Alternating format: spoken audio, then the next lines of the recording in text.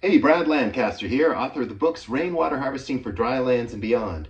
And I'm under the kitchen sink today because I want to show you many of the benefits and some great installation and placement tips and some new cool things for permitting for these three-way diverter valves, which are a fantastic strategy to enable you to very conveniently and easily redirect your household gray water, that is your lightly used water that goes down the drains of your sinks, showers, and bathtub, to the landscape.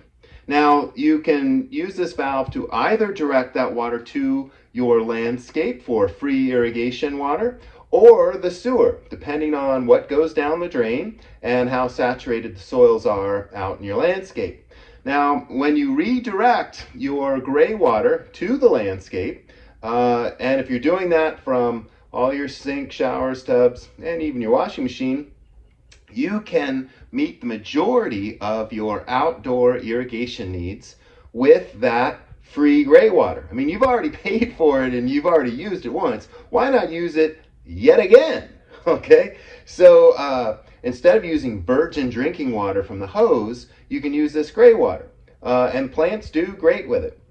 All right, so here's the kitchen sink, and very conveniently located under the sink, within the cabinet, is the three-way diverter valve. Now this is key. You want to make it as convenient as possible to use these. You don't want to have to go outside or go into another room to get to this, because the easier it is to use, the more likely you are to use it. Now, I want to just show you out here, out the kitchen window, you can see this purple pipe going into this little basin. Well, that directs the kitchen sink gray water to this basin for free irrigation of these plants, which give you a better view from the kitchen sink window. And there's more basins, each receiving the kitchen sink gray water. I'll show you more of that in a moment. But first, back to the valve. So the gray water that goes down the sink drain comes down here through the P-trap and then down to the valve. And the valve, you can direct the water to the landscape as it's currently going. You can see we've got the flow is diverted away from the sewer right now.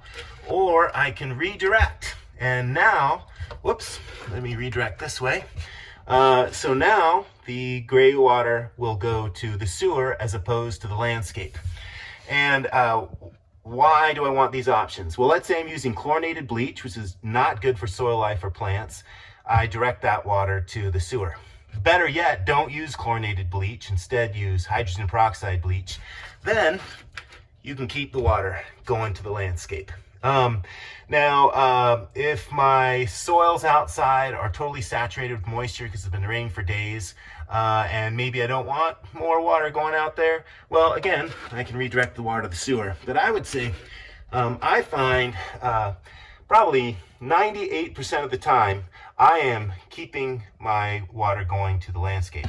And if you got kids that mess with things, you can screw that screw down, and then this thing's locked in place. When you want to change it again, you can unscrew it and things move again. But let's keep that water going to the landscape, okay? Okay, note, if you are permitting your system and you are directing the drain water from your kitchen sink to your landscape, a number of municipalities, not all, consider that to be black water, not gray water, because there's more organics going down the drain. If you're cooking and washing off a lot of grease and stuff from your plates and whatnot, that can lead to more bacteria than you would typically get in gray water from a shower or bathroom sink. So they have typically a little bit more stringent requirements. Check out my volume 2 book, the Greywater chapter, and the kitchen sink appendix for more on all that. All right, here we've got the bathroom sink, and in the cabinet below the sink, very conveniently located, we've got the three-way diverter valve. And if we look out the bathroom sink window, we can see a number of the plants that are getting free irrigation water from this kitchen sink drain thanks to this three-way diverter valve. But the key thing is I want you to understand the use or why we have the P-trap and the vent. So the P-trap, there's always water in this P-trap, and that prevents any sewer gases from ever coming up from the sewer and entering your house, as long as there's water in that P-trap. So that's why we have the vent, okay? So the vent creates an air brake. So water does not siphon out of that P-trap and then you have no water there.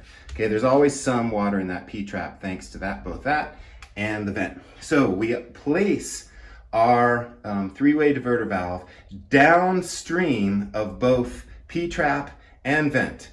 And we always have it upstream of the black water pipe, the pipe that's receiving the black water from the toilet, okay? So that way we only get gray water going out to the landscape. And I try and exit the gray water as high as possible from the house so I can use gravity to distribute that gray water to as much of the outdoor landscape as possible. I'll show you more of that in a moment. Now here is one of these three-way diverter valves. This one made by Jandy. Pentair is another good company. In the links of the show notes, I'll link to where you can get these various valves. Now, it's sometimes an issue with these valves when you're getting them permitted that some inspectors may not approve them because these valves are made for the pool and spa industry for much more demanding conditions than you have in just a gravity-fed drain waste vent pipe system. So since these weren't originally designed for a drain vent waste pipe, some inspectors don't approve it. But we've changed that in Tucson. And in the show notes, I'll link to how we did that, because we basically made the case to the building authorities that these valves are designed for much more demanding, high pressure conditions in the pool and spa context. And we have found after over 3 decades of use from myself and many colleagues across the country and around the world that these work great.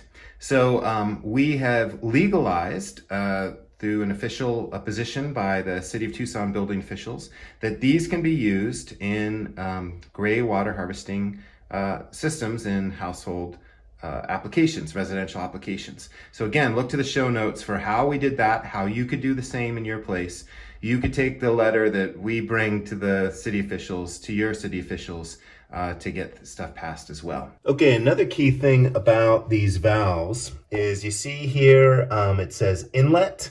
Now I know that's upside down, but with these valves there's only one port that will be selected for the inlet, in this case this one.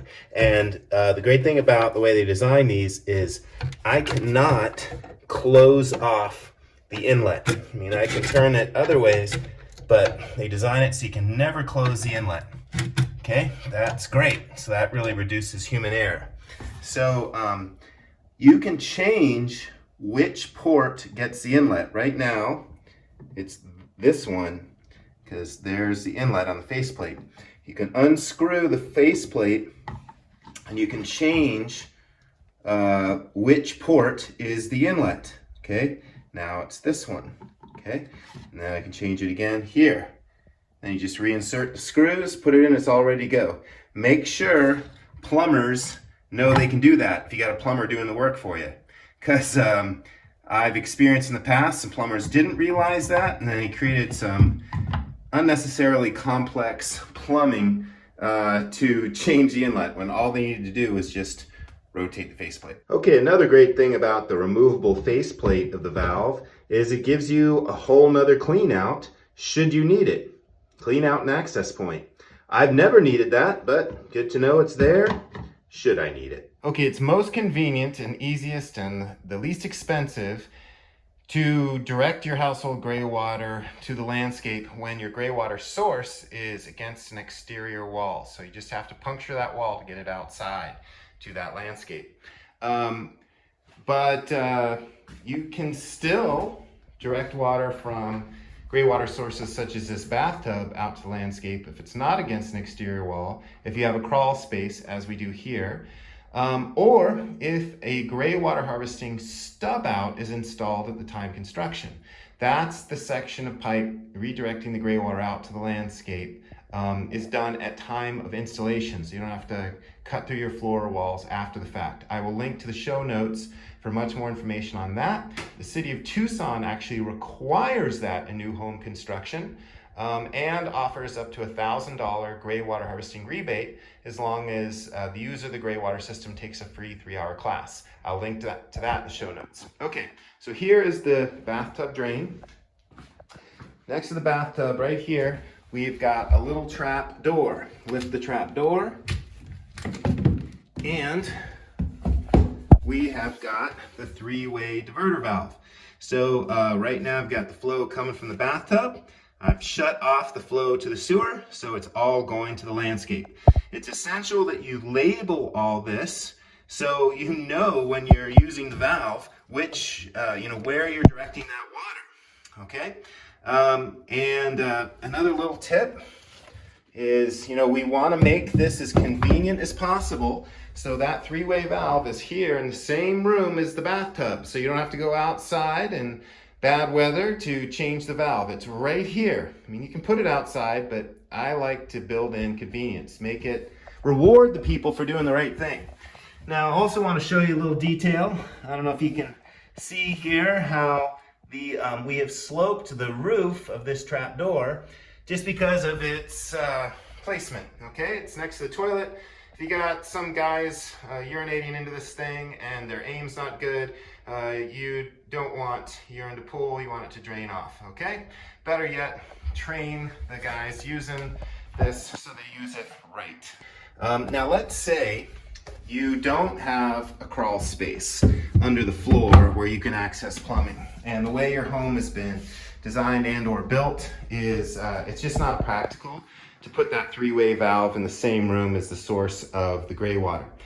If that's the case, you can put what's called an actuator on the 3-way diverter valve, and there's an electrical wire that goes from that to, say, a switch you could put here that enables you to just flip the switch and direct the water to either landscape or sewer. I will link to more info on examples of that. Though whenever possible, I prefer not to use that. I don't want the expense of the actuator. I don't want to have to deal with electrical wiring, so I prefer to do it the way I did, all gravity fed and just manual. So one of the advantages of harvesting your gray water, or diverting it out to your landscape, is you can pee in the shower without any guilt, but rather with a sense of accomplishment and maybe some giggles, because that nitrogen-rich urine will be diluted by the shower water, and all will be directed via your drains to the plants and the soil, which loves that nitrogen of your urine and turns it into beautiful foliage, food, and so much more. Turn those wastes into resources. Yeah. Okay, so this gray water also goes out to the landscape here. So let's go out and look at that. All right, here's where we have the gray water coming out from the bathroom. There's the bathroom window. This is where it comes out from the bathroom sink. This is where it comes out from the bathtub shower. So that water, gray water, then comes into this valve box. And you could have your, some people put a 3-way diverter valve outside the house like this. That can work. It's not as convenient as inside the house. But here what I've got is as the gray water comes along, it hits what we call a flow splitter, and it sends the water in 2 different directions, because we don't want to direct all the gray water to one spot. Too much gray water will pool, the soil will become anaerobic, lacking oxygen, and it'll stink. So instead we want to spread the gray water to multiple points so the water can easily infiltrate, there's no pooling, no puddling, and all works well. So here, I don't know if you can see, probably not with the light, but the gray water's flowing from the bathtub right now. Now, I create these little access ports, which I plug because it's not that uncommon that you're gonna occasionally get a lot of hair. If you got someone in the household with long hair, well, that's gonna come down the drain and can clog. So I could just make this little hook. I have this kept in the valve box, and I can pull the hair out. There's none now. I cleaned it out recently. So the valve boxes are key because that way you can always find your flow splitter, and it's super easy to clean and whatnot. So I like to have the bends in the valve box, so I know in case this one, the pipe's going this way and here it's going that way. So if I ever have to dig up the pipe, make any changes, it's really easy for me to track it. So let's then back up. So the water that was split this way goes to that flow splitter, and the one that went that way goes along here to that one. And these then give us a chance to split the flow again. We've already split it 2 directions. This one splits it another 2 directions. I don't know if you can see the water flowing in there. So since back here we split the flow, so 50% goes that way, 50% goes this way. That 50% comes here, then 25% of the flow goes there, and the other 25% of the flow goes there. Okay. Again, access, valve boxes for really easy access. And here is the pipe directing the gray water to the landscape. And we've got another one right here. Now, it's just black ABS pipe, drain pipe that I used, but I painted it purple just so people know this is gray water. But a key thing here is see how we've got at least a 2-inch drop before any soil or mulch. That way, there's no way roots will grow into and clog the pipe, okay? It just freely drops out. That works great. And I love the visual, I love to hear the water, so I'm more likely to know if anything is wrong that I got to adjust. Like say maybe an animal has pushed some soil up against that, I can clear it and all works well. This system is 100% legal in the state of Arizona. But in California and some areas they require an additional step where you put like this plastic bucket over the end of that. Their rationale is so nobody touches the gray water. I prefer to just plant things so the plants keep people away from it. I think the California law is a little ridiculous because it generates the need to use more wasteful plastic. Here there's less. I'll link to the show notes of how for the Arizona rules, and I suggest you use those because they're the best in the country if you want to change your state's rules. Okay, so over here we've got another diverter valve, and you can see that I'm currently directing more of the gray water to this basin. We've got more water coming on out, and let's see, there's the 3-way valve, or sorry, there's the flow splitter. So you can see gray water coming out there, gray water coming out there. And I find that once the gray water stops flowing, within 5 minutes, all water is infiltrated into this mulch soil. It's key that I mulch it so it's very porous, high life, high organic matter soil. Here we use compost. You can use wood chips, that works as well. I like turning waste into resources, so you know, all our kitchen scraps and stuff and our goat bedding we compost so we can reuse it. And another form of reuse, back here instead of using rock, I used a bunch of chunks of concrete. It was my neighbor's old driveway that we broke up.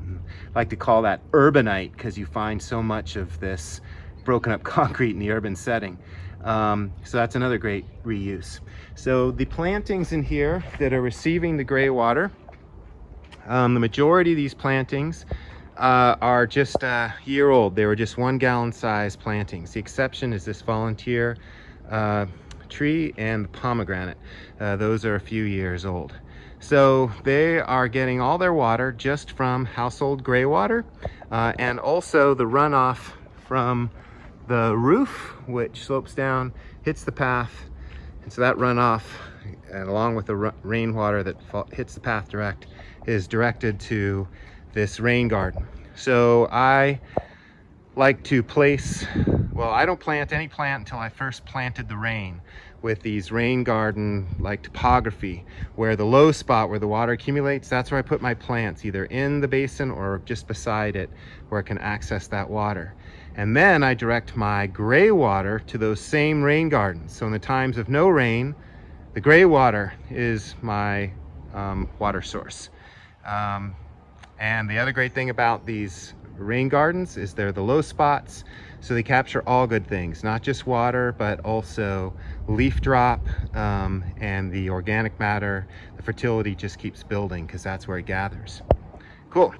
Okay, so now I want to show you where we direct the dark gray water from the kitchen sink. So there's the kitchen window above the sink, and here are 1, 2, 3, and then back there 4 basins receiving the gray water from the dark gray water from that sink.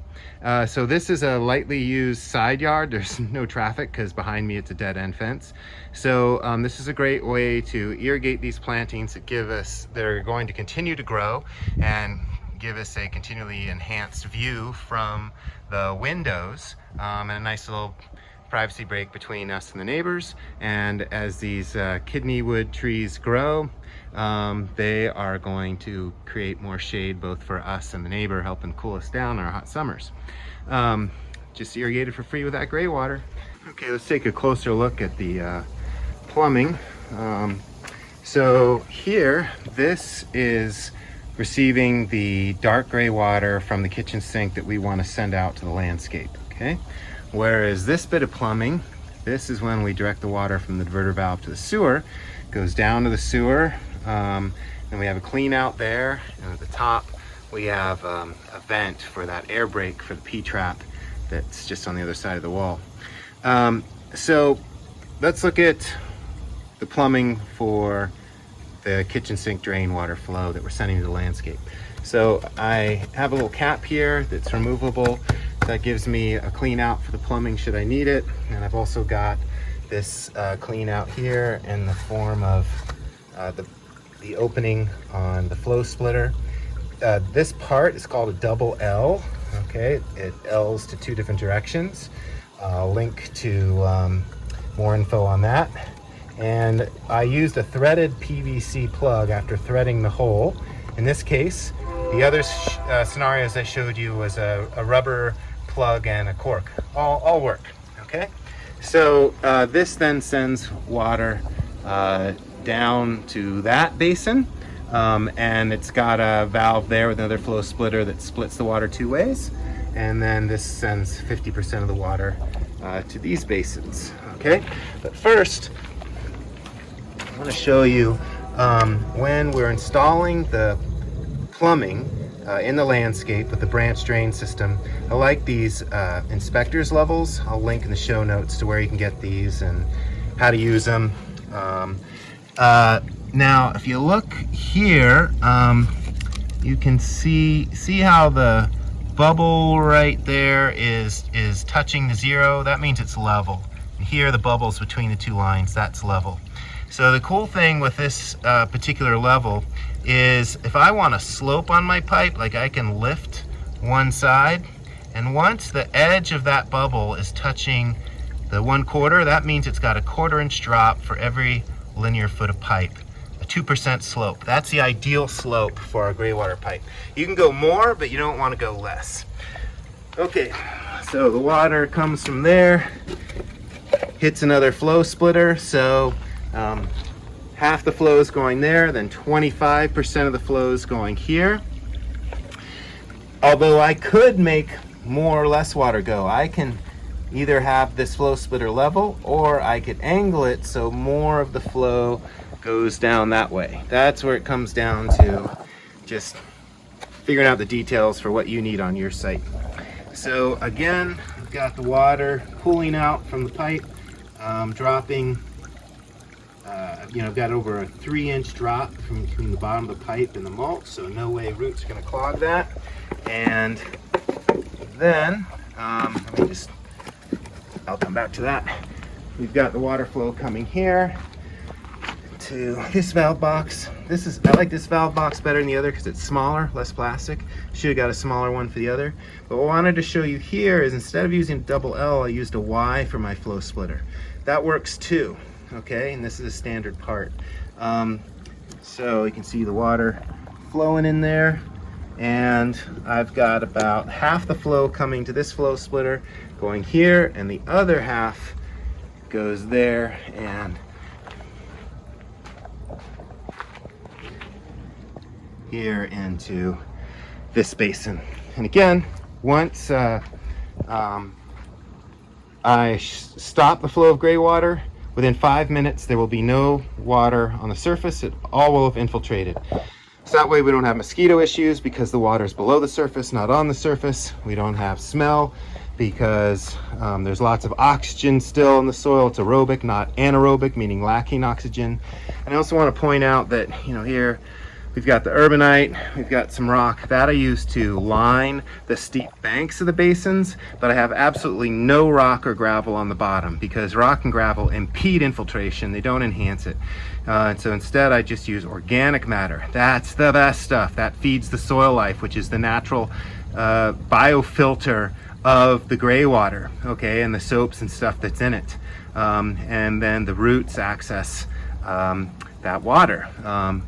All right, the higher you can keep that pipe, the greater the distance you can use gravity to distribute that water for free. So another option I could have had is I could have had a flow splitter here and then run the pipe along the wall. So I could keep it higher much longer before entering the soil. And that way I could distribute that gray water much further, like on the other side of that fence into the front yard with ease. I place my pipes under the raised pathways, okay? And that way I always have access to the pipe. There's never a plant growing on top. And then I outlet the pipe to these mulch basins. And that all works great. Okay, another bonus tip. So in the kitchen sink, I make sure I've got this little device that can capture the bulk of the organics and whatnot. So instead of that going down the drain, I can dump that into the compost bin that you can take out and compost. That's great. In your bathtub and your bathroom sink and whatnot, you can put a little fine screen that'll catch the hair before it goes down the drain. That'll reduce clogging in the plumbing downstream. Another tip, people often ask about, what soaps or detergents to use. So I will link in the show notes to a lot more information on how to select the ideal soaps, detergents. But basically I use liquid soaps as opposed to bar soaps or powder detergents because they have far less salt, and salt is not good for your plants or soil life. Okay, here's another bonus tip. So here's an air conditioning unit, mini split system, and this is a source of water. So there's a drain. See, the humidity that's inside the house is picked up and discharged through this pipe. And I don't send that to the sewer. Instead, I direct it into this pipe, which is receiving the bleed off from our evaporative cooler, which is around the corner on the roof of the porch. So in the dry months, I use the evaporative cooler because it uses less power than an air conditioner. But when it gets humid, I use the air conditioner because that's nicer.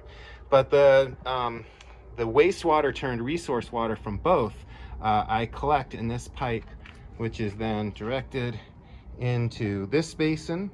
And I have a little T in the pipe, so on the other side of that fence I've got another basin and more vegetation that receives that water.